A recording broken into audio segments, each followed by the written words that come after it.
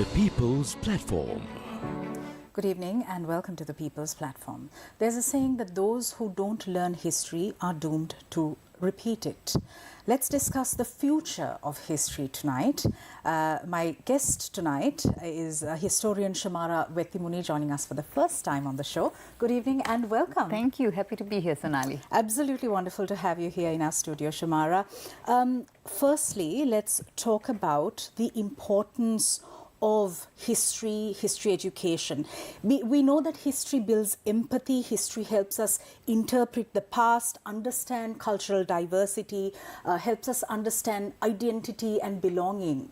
Apart from these reasons, why should we make a case for the importance of history education? Yeah, Sonali, I think you said what I think are some of the most important reasons for learning history is that particularly at a school level, shall we say, history can become a tool that's used for even building communities, because it's where children for the first time get a sense of where they've come from, how they belong in a society, what their forefathers did before them. But at the same time, history, if not done properly, can also be incredibly divisive.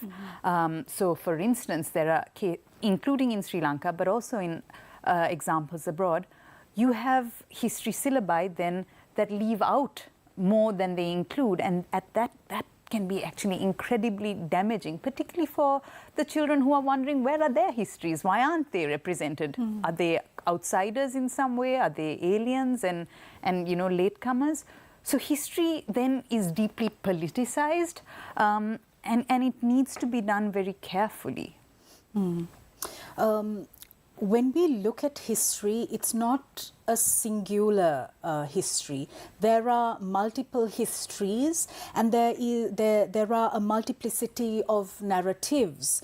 So how important is it for us societally and for you as historians to ensure that a multiplicity of histories is represented in history education? Absolutely. So you're right that there is this common misconception that history is definitive, that there is one truth or one narrative, when actually history and the process of doing history is actually about layering our knowledge. It's about taking new information, new research, analyzing evidence, and adding to our understanding of issues and events. It might be easy if I try and illustrate this with an example. Sure. So let me take one of the better known histories, international histories from the 20th century, the Second World War. Now, we are taught from a fairly early stage that the Western allies, that is the British, the French and the Americans and the Soviet Union, were the good guys, the allied powers, and then the Axis, the Nazis, the Japanese and the Italians were the bad guys. But as more research has been done, what we've seen is historians have actually complicated that narrative and they've added nuance. They're not apologizing for the heinous crimes of the Nazis, but what they're saying is, for example, in 1945, once the Nazis were defeated and you had Allied occupation of Germany, a mass systematic rape of German women took place. Now, how many of us are aware of the victimization of these women, of the terrible atrocities they endured? And what history is doing, what layering and adding narratives to history is, it's showing us just how important nuance is. There's not just one history, as you said, and we only stand to benefit from exploring new and alternative narratives. If I can bring your attention to Sri Lanka's current situation from a transitional justice lens. We learned from our past? We have had 2 bloody insurrections, civil conflict. We live with so many traumas which we haven't properly resolved, and we know very little of the mistakes of our own past. Yeah. So if we don't know our own mistakes from our past, how do we ensure that we don't repeat them in the future? We talk about guarantees of non-recurrence, but from an individual point of view, we need to know what we did wrong so that we don't repeat it again. Yeah, I totally agree. And there is this unfortunate approach to dealing with a traumatic past, which is like, it's better to move on. Let's not dig up, these things. It's better to leave these things in the past and move on, and let's think about the future. But it's not up to us. It's also it's not up to the victors to decide. Very often, it's important that victims are given a choice to decide. Victims may choose to leave those difficult histories behind and to forget. And very often in Sri Lanka, as with, I think in what I'm finding in some of my research on the 1915 anti-Moor pogrom, is that a lot of the victims from the 1910s and 1920s have chosen to forget. And if that's their agency, so that is okay. But victims of more recent pogroms, 1983, massacres taking place in the context of the armed conflict, those victims don't want to forget. They want to remember. They want to memorialize. And I think that is their prerogative. There is no way for victims in particular to move on unless they've had their voices heard. And I believe it should be it's up to them to decide whether they want to forget or whether they want to remember. And in this context, let's also talk about how history can be distorted, how history can be erased, and our responsibility to make sure that it does not happen. Yeah.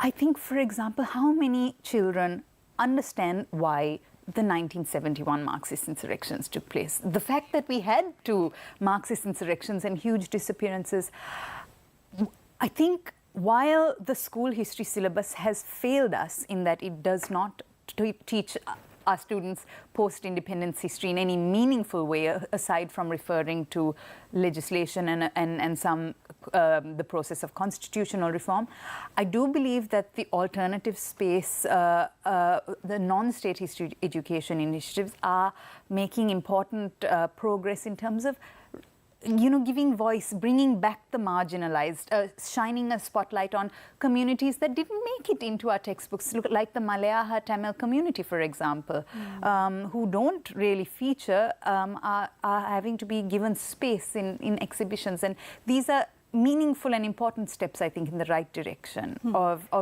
educating our youth. Shamara, in our school syllabi, we learn about ancient kings and kingdoms. But like you said, post-independence history is not taught in a meaningful way. So how do we even sort of intelligently and with knowledge and awareness figure out our own political and economic biases without knowing the mistakes of the political and economic mistakes of our fathers, of our grandfathers? Yeah. This is why there is a need to actually, while yes, as you mentioned, our prehistoric and our ancient history is important, and that gives a sense of perhaps pride. It's not always about being proud. As you said early on, we need to also know where we went wrong, and there's nothing wrong with acknowledging that we've made mistakes. But it can also help us make sense of the present and also plan for the future. So if I give you an example, now let's take the issue of federalism. Now today, federalism, particularly in certain ultra-nationalist circles, is a dirty word. It's tantamount to separatism. But I wonder how many people are aware of who some of the earliest proponents of federalism is. Now, in 1926, for example, it was S.W.R.D. Bandaranayake, future Prime Minister, who first suggested a federal system for Sri Lanka, for Ceylon at the time. The next year, in 1927, it was the Canadian National Association, a regional body, that also said we believe a federal system is the way forward, and proposed a division of the country into 3 units: a Canadian unit, a Low Country Sinhalese unit, and a Tamil unit. But we've forgotten that. We aren't aware of that. And it is only in 1949 that the Federal Party, the Tamil political party, the Federal Party was born. But this idea of federalism had currency, widespread currency to some degree, as early as the 20s. Isn't that useful to think about? Doesn't that help shape the way we think about the future of this country? We're in conversation with historian Shamara Wettimuny. We go in for a short commercial break. We'll be right back.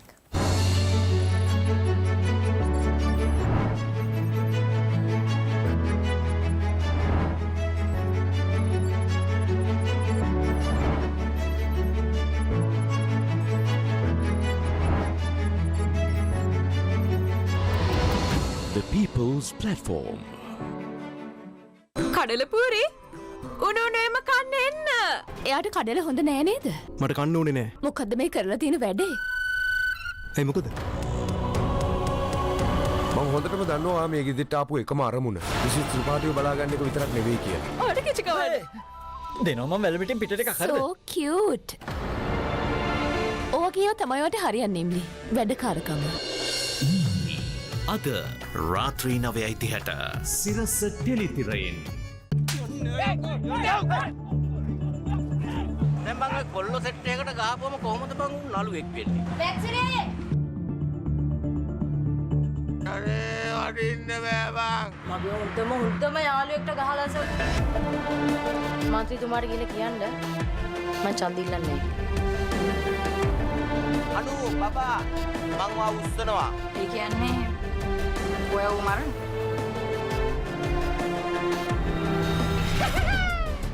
Circus කාරයෝ අද රාත්‍රී 8ට සිරස ටෙලිතිරයෙන්. So these are the three industries that, very interestingly, the industries that brings in dollars to this country, right? The tea, the garment and the migrant workers. There was a time when the plantation child was seen as a child who was groomed to be a domestic worker. But then things have really changed. when one domestic worker migrates, I think an employer pays to almost 800,000 to 1 million rupees for one domestic worker. Not only participation, becoming politician, but also exercising your voting rights as a citizen of the country. Creating public awareness is one of the important things that should happen. And then the workers need to be organized, and then facilities given for them to sort of organize themselves and demand for their rights. Face the Nation, Wednesday nights at 9:30 on TV1.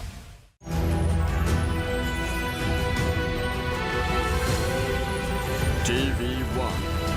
TV for life. Sri Lankan fishermen freed from armed group. Sri Lankan youth trapped in Myanmar cyber hell cry for rescue. CID arrests social activist Piyat Nikeshala. Former army chief Dayarat Naika joins the SJB. New state ministerial portfolio for Lohan Ratwatte. 18 government sector trade unions launch sick leave campaign.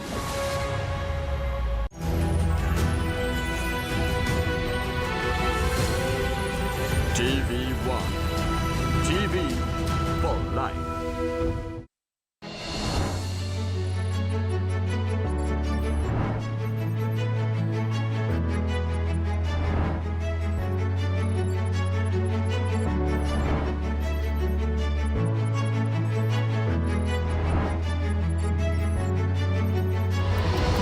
The People's Platform.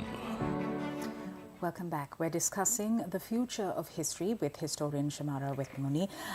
Shamara, we find that politicians and persons with vested interests oftentimes create divisive and flawed narratives of history. And what happens because of this is that masses who aren't really aware of the nuances of what is being portrayed get swayed. So my question to you is, who writes history? We know that it's historians who are experts in examining and interpreting human identities, transformation of societies and civilizations over time. They use analytical tools to reconstruct the diversity of the human experience. But is that what actually happens? So to also first speak to your first comment, that's a really good reason. The politicians being able to manipulate the masses is a really good reason for people to do history, because we're taught as historians to actually question critically grand sweeping statements about the past. But in terms of who does it, so it's the job of a historian to deal critically, to use their judgment to absorb lots of information from various different sources, but really think about those sources, where they come from, and see, to basically try and get to the bottom of it, and to try and see what happened from a variety of perspectives. What I've heard from some work I've done with university lecturers, history university lecturers and history teachers, is that unfortunately, particularly history teachers aren't given the respect they deserve in terms of the fact that they are actually trained and that history is a discipline. Instead, what we find very often is in the school system, there's an assumption that anyone can teach history. And so teachers come and say that, for example, there's this assumption in schools that, for example, if a mathematics teacher has a free period, they can be brought in to teach history. These people aren't equipped to actually deal with some of the very sensitive and important issues. And what they end up doing is they fill in gaps. If a child questions them, they'll fill in gaps from pop culture, movies they've seen, or talk shows that they've listened to. Hopefully not this talk show. But there's this idea that history is not seen as a professional discipline in the way engineering or medicine is. Now, just because I've watched a couple of episodes of House, Grey's Anatomy, and read the latest publication from Oxford on a vaccine for malaria, does not mean I can be trusted to teach about it. But there is this assumption that history is something that anyone can do after reading a couple of things, and that's dangerous, because it's in that way that you have all these misconceptions about history, that history is politicized and also manipulated. And as you said, the word you use, history can be distorted in that way. Shamara, let's also talk a bit about colonialism and the importance of decolonizing our mind. Yeah. So this is a huge debate actually in Europe, the idea of decolonizing curricula, decolonizing public spaces like museums, for example. And I'm afraid I don't think we've made enough progress. We say, we're this proud post-independent state, but actually you take the National Museum, for example, and I think that's a space that still needs to be decolonized. For one, there's nothing, again, about the post-independence period. The most recent exhibits, in terms of the chronology of what the museum showcases, stops during the British period.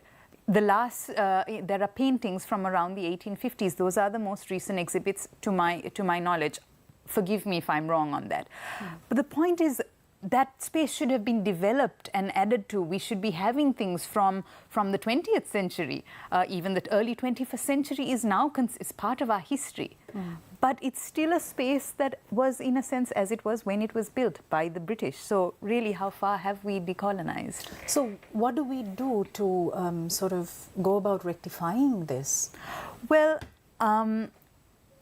there is important work that is being done, and I do recognize and acknowledge it.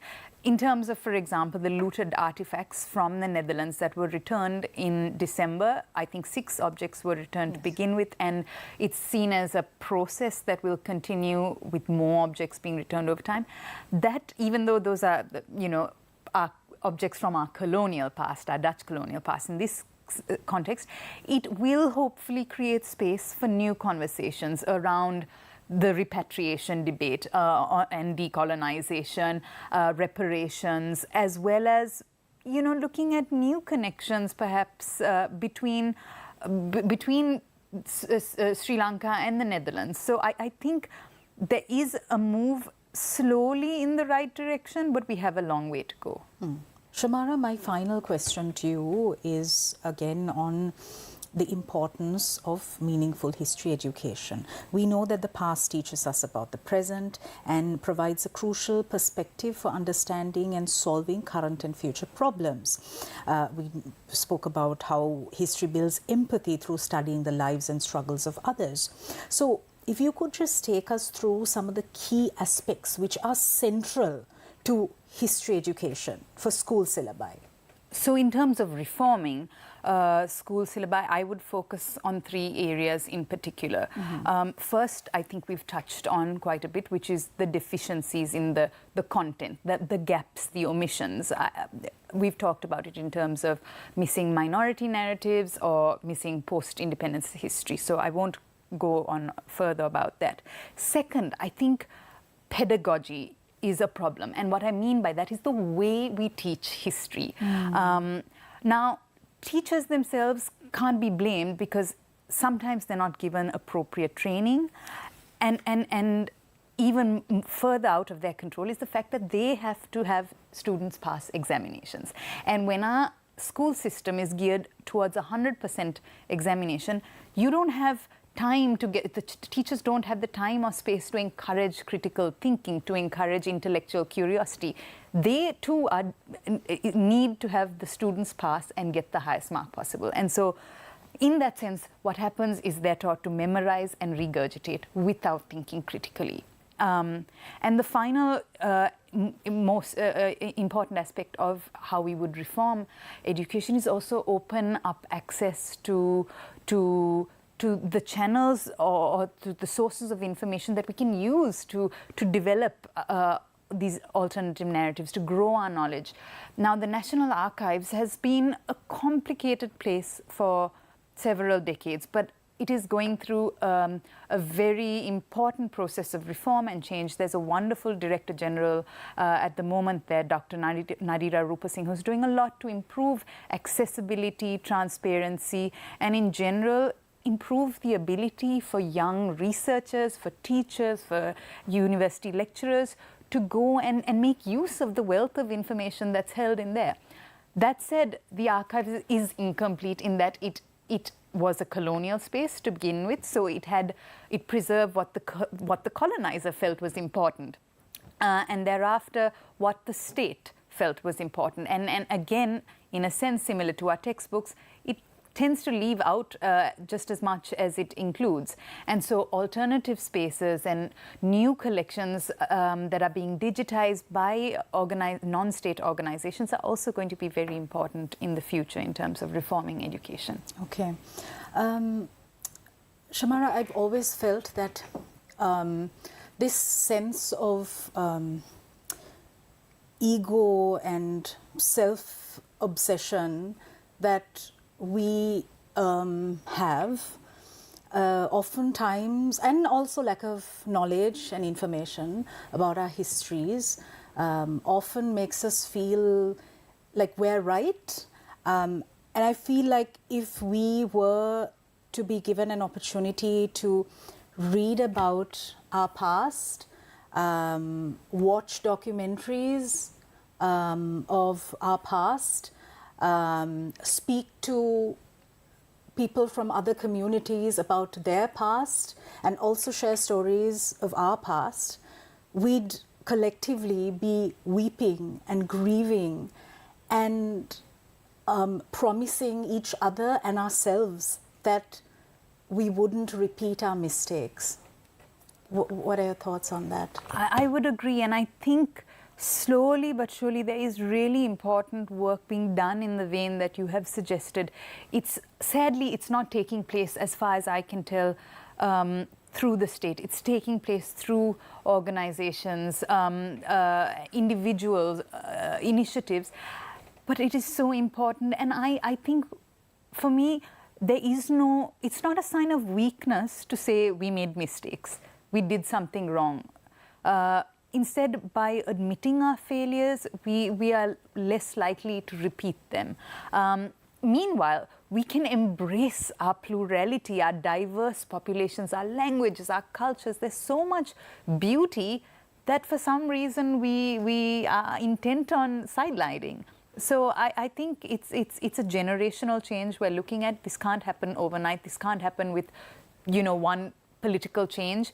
This is something that we have to think about as taking place over the course of a generation, but it has to start now. Beautiful. Thank you so much, historian Shamara Wettimuny. This has been lovely. I look forward to having you on the show once again. Thank you. Thanks for having me, Sonali. Thank you. Thanks for watching us. We'll see you again tomorrow. Mr. Chandra Jayaratna will be joining us. Good night.